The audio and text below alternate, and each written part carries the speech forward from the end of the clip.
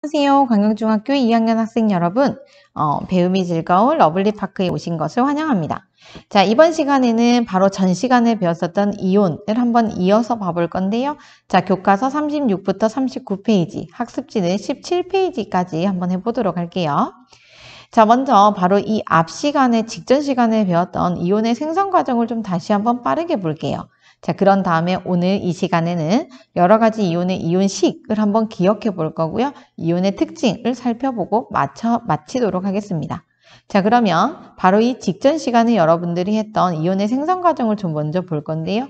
자, 화면에 보이는 지금 두 개는 원자, 중성 상태의 원자를 나타낸 거예요.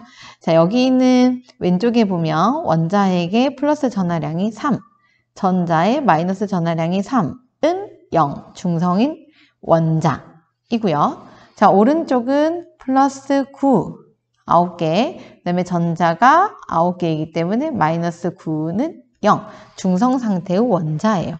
그래서 지금은 플러스 전하량과 마이너스 전하량이 같은 중성 상태의 원자를 표현한 거고요. 자, 원자에서 누가 이동을 할 수 있다고 했죠? 그렇죠. 가벼운 전자가 이동을 할 수 있다고 했어요. 전자가 이렇게 이동을 해버리면 누군가는 전자를 잃고 누군가는 전자를 얻기 때문에 잃은 애와 얻은 애는 더 이상 중성 상태가 아니게 된다라고 했거든요. 자, 여기를 보면 지금 플러스 3인데 전자는 2개밖에 없어서 플러스 1의 상태. 자, 여기는 플러스 9인데 전자가 하나 더 생겨서 마이너스 10이어서 마이너스 1인 상태. 자, 이렇게 플러스 전하량과 마이너스 전하량의 균형 상태가 깨지게 되면 그때부터는 뭐라고 부른다? 네, 이온이라고 부르기로 했고요. 자, 왼쪽에 있는 것처럼 플러스가 많은 이온을 양이온, 오른쪽에 있는 것처럼 마이너스가 많은 이온을 음이온, 이렇게 구별하기로 했어요. 그래서 원래 원자는 정기적으로 중성 상태이지만 가벼운 전자가 이동을 하게 되면 플러스나 마이너스가 더 많아지는 상태가 되고 그때부터는 이온이라고 부를 거예요. 자, 그 중에서도 플러스 전하량이 많아지게 되는 이온을 양이온, 마이너스 전하량이 많아진 이온을 음이온이라고 구별할 거예요. 여기까지 배웠거든요. 자, 그러면 이제는 여러분 학습지에 보시면 여러 가지 이온의 이온식이 나와 있을 건데요. 이거를 좀 선생님이랑 천천히 하나씩 좀 적어 볼게요. 자, 바로 이 앞전 시간에 했던 것처럼 리튬은 항상 전자 한 개를 잃는 성질이 있어요 라고 정해져 있다고 했잖아요.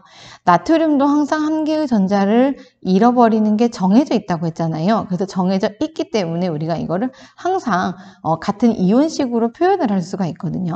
자, 먼저 수소는 원래 원소기호가, 자, 좀 얇은 걸로 쓸게요. 자, 수소는 원래의 원소기호가 H. 근데 얘는 이온으로 나타내면 이렇게 나타내요. 자, 1이 생략된 그림이고요. 얘는 양이온이다, 음이온이다? 그렇죠, 양이온이다. 양이온이 됐다라는 거는 전자를 얻었다, 잃었다. 전자, 얻었다, 잃었다? 그렇죠, 잃어야 양이온이에요. 근데 우리가 이 이온식을 보면 알 수 있는 게 전자 몇 개를 잃었을까? 맞아요. 여기에 1이 생략돼 있잖아요. 플러스가 한 개만큼 더 많은 상태라는 거는 한 개의 전자를 잃었다라는 걸 우리가 금방 찾을 수 있거든요. 자, 이해하시겠나요? 자, 리튬은 Li. 근데 리튬을 이온으로 쓰면 이렇게 써요. 자, 얘도 양이온이네요. 자, 양이온이기 때문에 전자를 잃었다, 얻었다? 그렇죠, 잃었다.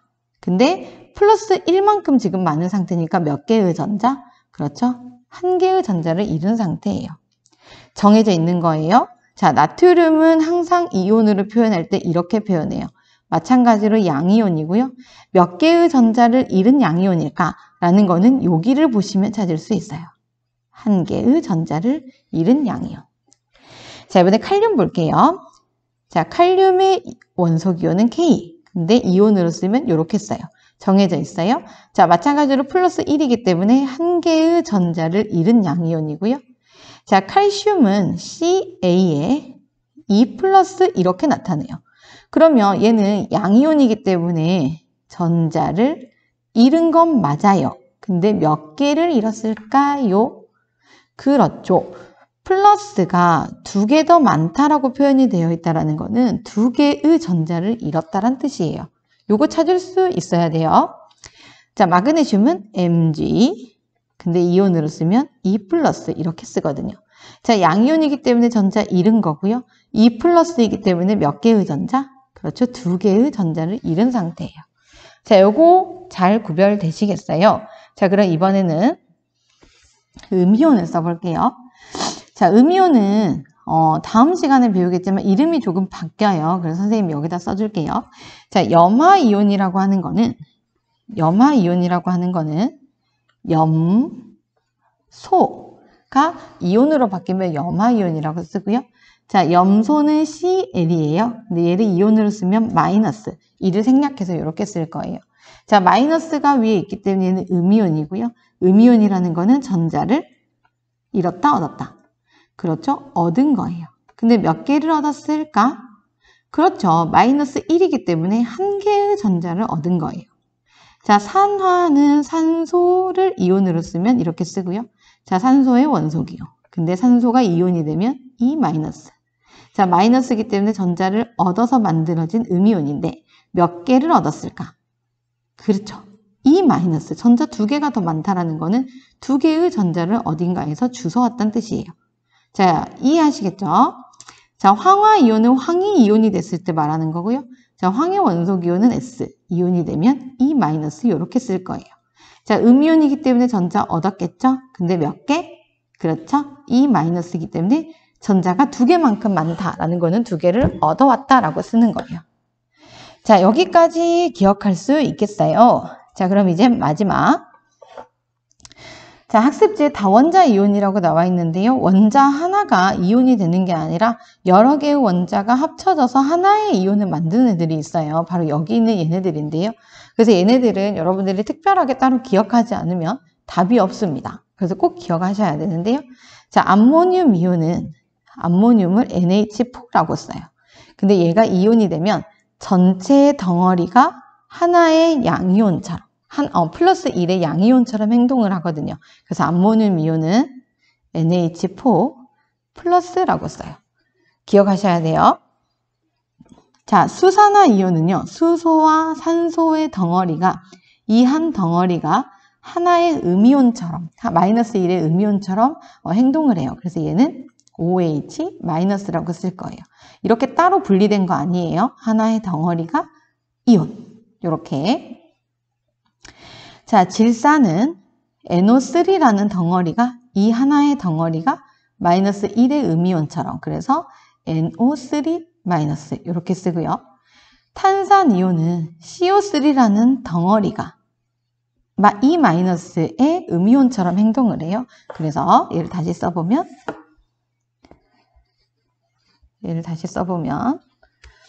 CO3E 마이너스. 자, 황산이온은요. SO4 한 덩어리가 E 마이너스의 음이온처럼 행동하고요. 다시 쓰면 SO4 E 마이너스 이렇게 쓸 거예요. 자, 다원자 이온은 정말 여러분들이 따로 특별하게 기억하지 않으면 나중에 여러분들이 화학식을 쓸 때 좀 어려움을 많이 겪을 수 있어요. 그래서 이 다원자 이온들은 특별하게 좀 신경을 써서 기억을 해볼게요. 자, 그럼 이제 마지막 이온의 특징이에요. 자, 이온이라고 하는 것은 이온은 정기적으로 중성이 아니라 플러스 혹은 마이너스 전하를 띈다고 했잖아요. 마이너스나 플러스를 띈다라는 거는 전기가 잘 통한다라는 뜻이거든요. 그래서 진짜 이온은 전기를 통하는지 지금부터 확인을 해볼 건데요. 여러분 교과서 17페이지에 나와 있어요. 자, 거기에 보시면 먼저 내용을 좀 보고 갈게요. 자, 준비물이 이온 음료, 정수기, 그 다음에 염화나트륨 수용액, 설탕 수용액 이렇게 있는데요. 자, 먼저 정수기 물을 준비한 이유가 뭐냐면 우리가 일반적인 수돗물은 이미 안에 이온이 굉장히 많은 상태이기 때문에 이온이 없는 물을 사용하기 위해서 정수기 물을 사용을 했고요. 자, 이온이 없는 상태의 물이에요. 자, 염화나트륨 수용액은 염화나트륨을 물에 녹였다. 물수자. 물에 녹인 용액. 자, 설탕 수용액은 설탕물이에요. 설탕을 물수자, 수용액, 물에다가 녹인 용액이다. 라는 뜻이에요. 그럼 이 네 가지 용액을 가지고 어떻게 진짜 이온이 있으면 전기가 흐르는지 확인을 할 건데 뭘로 확인을 할 거냐면 바로 간이전도계라고 하는 실험 도구예요. 이 도구는 전기가 통하게 되면 어떤 특별한 반응을 나타내면서 전기가 흐르는지 안 흐르는지 확인할 수 있는데요. 자, 선생님이 실험 영상으로 한번 봐볼게요.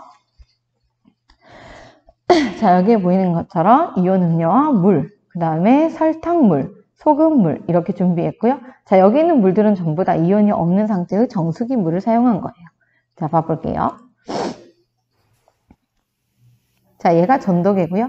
이 끝부분 금속 부분에다가 용액을 가져다 대었을 때 소리가 나면 거기는 전기가 흐른다는 뜻이고요. 소리가 나지 않으면 전기가 흐르지 않는다는 뜻이에요.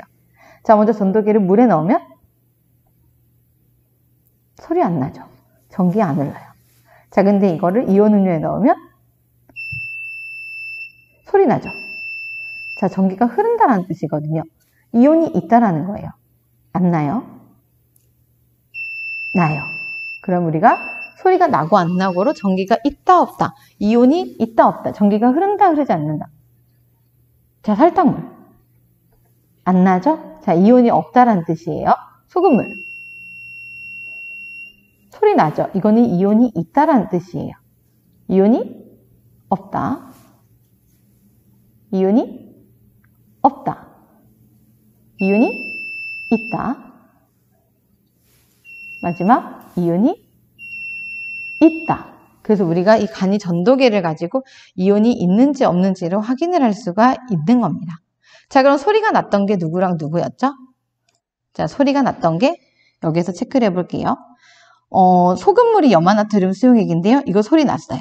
그 다음에 이온 음료는 대놓고 이온이 들어가 있는 음료란 뜻인데 얘도 소리 났어요. 그러면 전기가 통하는 물질은 이온 음료와 염화나트륨 수용액이고요. 전기가 통했다라는 거는 이온이 있다 없다?